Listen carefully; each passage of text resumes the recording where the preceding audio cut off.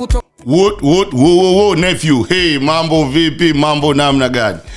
Sasa leo ndugu zangu nakuja na maswali, alafu nyinyi mtanisaidia na majibu. Kwa sababu ya maswali nephew najiulizaga sipati majibu. Lakini kabla sijaendelea kwanza tuwakumbuke wadhamini wangu. Wano up, Wano Africa hapo yenu hiyo.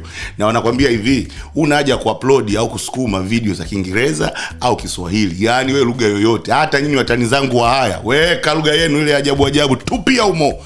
Wakisema nini waambie bwana nephew ameturuhusu. Yes. Sasa leo nakuja na maswali. Naomba mnisaidie. Hivi nani alikujaga na idea kwamba lazima tule chapati 2 na supu, chapati 2 na chakula cha kawaida? Nani? Kwa sababu ukiipiga ya 3, mbona uimalizi hiyo? Aishi. Kwa sababu maakili yetu yote ni 2. Nani alikuja na idea? Sasa nisaidie hili. Lingine.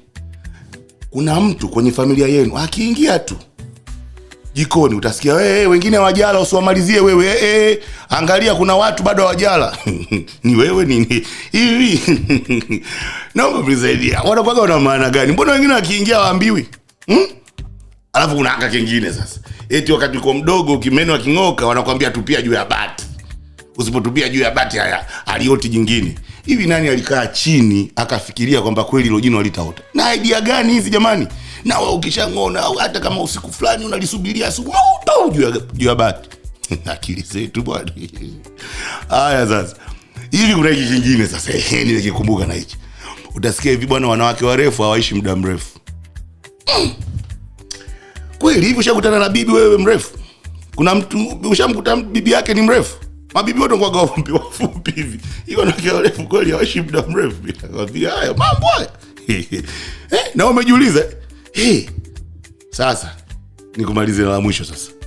Hivi hawa watu wanapeleka kusema bwana sina pesa hapa lakini twende kitaeleweka.